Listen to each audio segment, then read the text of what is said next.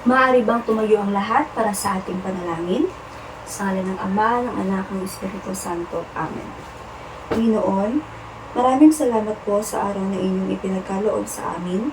Naway gabayan niyo po kami sa araw-araw na lahat at patawarin niyo po kami sa aming mga kasalanan. Gabayan niyo po kami, ang aming mga pamilya at ang aming mga kaibigan. Ang lahat ng ito ay aming inaalay sa iyo, Diyos Ama. Amen. Sa ngalan ng Ama, ng Anak, ng Espiritu Santo. Amen. Magandang umaga sa inyong lahat. Maaari niyo bang ayusin ang inyong mga upuan nang sa ganon maging komportable kayong lahat dyan?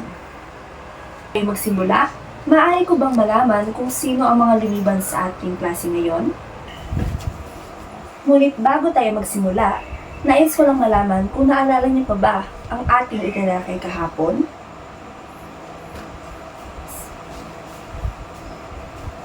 Magaling! Magaling!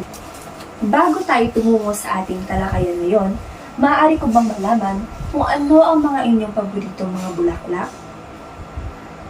Bakit ito ang inyong paboritong bulaklak? Maaari niyo bang ibahagi sa amin dito? Base sa ibinahaging sagot ng inyong kaklase, may alam na ba kayo o ideya kung anong ating aralin ngayong araw?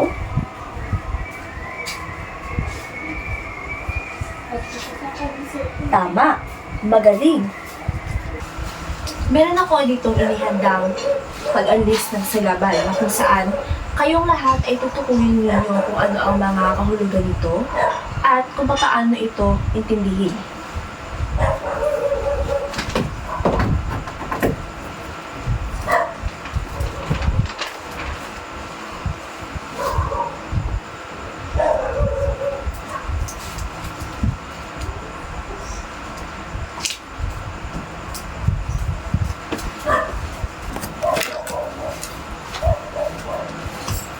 Bago pa man yan, nais kong babasahin muna sa inyo ang aking panutong inahanda dito.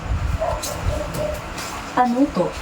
Tukuyin ang mga salitang may salungguhit at ayusin ang mga titik upang mabuo ang kahulugan ng salitang may salungguhit.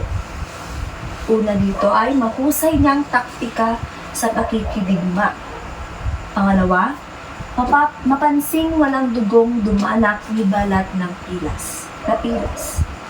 Pangatlo, umaalingaw-ngaw ang babala sa lahat ng sulok ng kaharian. Pang-apat, kumaripas siya ng takbo upang tunguhin ang tirahan. At ang panghuli, mga matangsing tingkad ng mga alitaktak.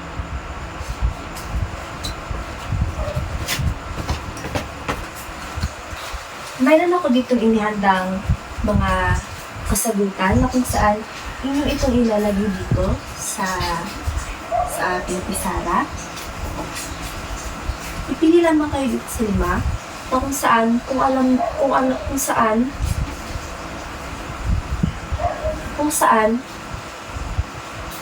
alam niyo kung saan nababagi itong mga salita. Dito lamang ito ha. Kumuha lang kayo dito at ipapastil niyo dito sa ating Manila paper.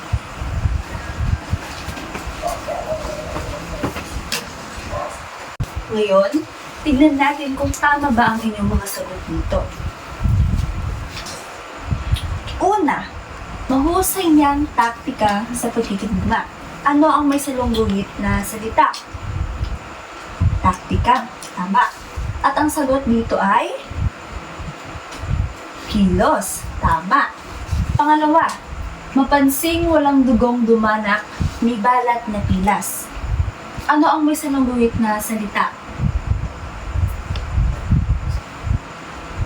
Dumanak. Tama. Ano ang sagot na ibinigay niyo dito? Umagos. Tama. Sunod naman ay umaalingaw-ngaw ang babala sa lahat ng sulok ng kaharian. Ano ang may nasalungguhitan na salita?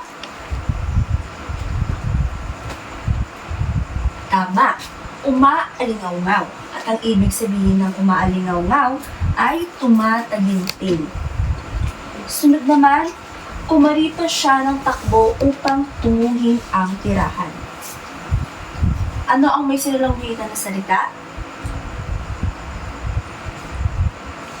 Kumaripas. Tama.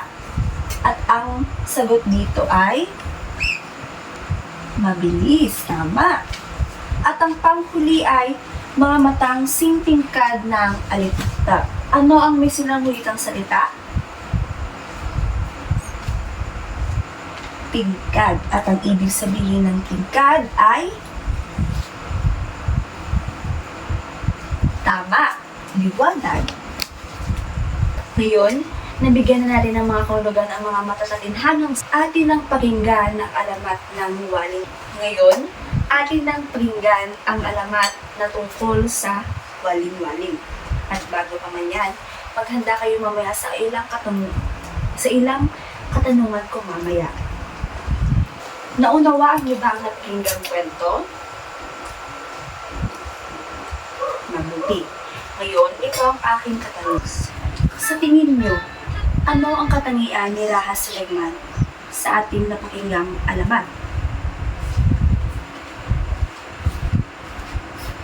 Tama. Sa ating dinalakay ngayong araw, ano ang inyong mga naintindihan, naalala, o hindi makakalimutang pangyayari sa ating paksang itinalakay? Yes? Mabuti. Ako naman tayo sa isang aktibidad na aking inihanda para sa inyo.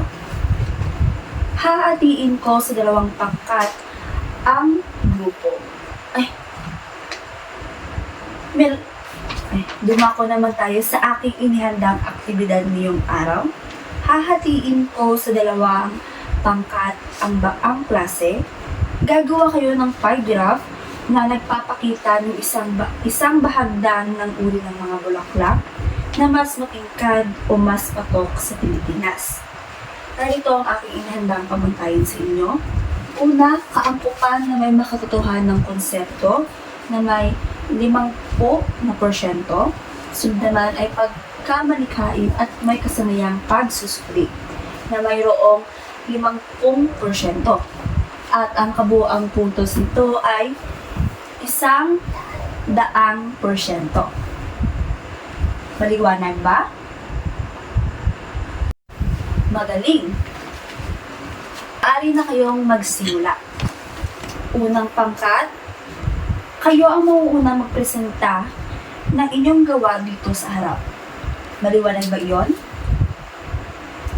Mabuti. At kayo naman ang pangalawang pangkat, kayo naman ang susunod pagkatapos ng unang pangkat. Maliwanag ba? Magaling. Kumuha na kayo ng isang kalahating papel at maghanda sa aking maikling pagsusulit. Handa na ba ang lahat? Magaling. Ngayon, aking babasahin lamang ng 2 beses ang bawat tanong. Maliwanag ba iyon? Mabuti. Unang tanong. Alin sa mga sumusunod ang hindi naglalarawan kay Raha Sulaiman? Ulitin ko. Alin sa mga sumusunod ang hindi naglalarawan kay Raha Sulaiman? Letter A, makisig. Letter B, mabait. Letter C, maganda. Letter D, matapang.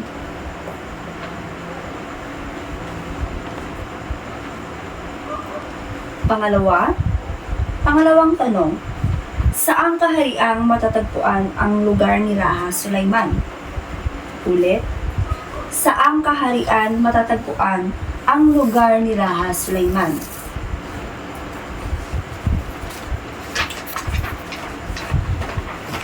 A. Luzon. B. Mindanao. C. Visayas. At D. Wala sa nabanggit. Pangatlong tanong. Bakit ipinagkaloob kay Raha Sulaiman ang mahiwagang sundang? Ulit. Bakit ipinagkaloob kay Raha Sulaiman ang mahiwagang sundang? A. Dahil siya ang anak ng hari. Letter B. Dahil siya ang tagapagmana ng kaharian. Letter C. Dahil sa mahusay niyang taktikan ng pakikidigma. At letter D, dahil siya ay takot.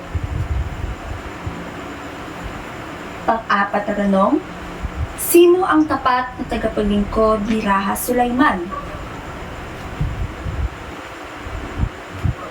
Sino ang tapat na tagapaglingkod ni Raha Sulaiman? A. Mangingisda, B. Si Raha Sulaiman, C. Ang hari, at letter D. Si Waling-Waling.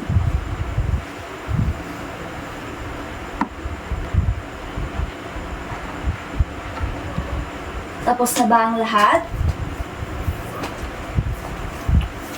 Mabuti, ipasa na inyo ang mga papel dito sa harapan.